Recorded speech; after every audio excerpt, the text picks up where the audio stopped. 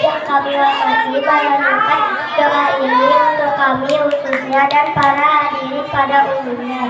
Ya Allah, jadikanlah kami orang-orang yang tunduk dan patuh pada ketentuan Allah serta tetap taat melaksanakan perintahnya. Ya Allah, masukkanlah kami ke dalam golongan orang-orang yang taubat dan suci. Jadikanlah kami orang-orang yang sadar, yang selalu puji syukur kepadamu. Jadikanlah kami selalu zikir kepada Allah dan selalu memahasucikan keagunganmu siang ataupun malam. Marilah kita laksanakan sembahyang 5 waktu, karena sembahyang itu melarang segala perbuatan jahat dan kemungkaran. Sastabiqulail, marilah kita berlomba-lomba kepada jalan kebaikan. Akhirul kalam, wassalamualaikum warahmatullahi wabarakatuh.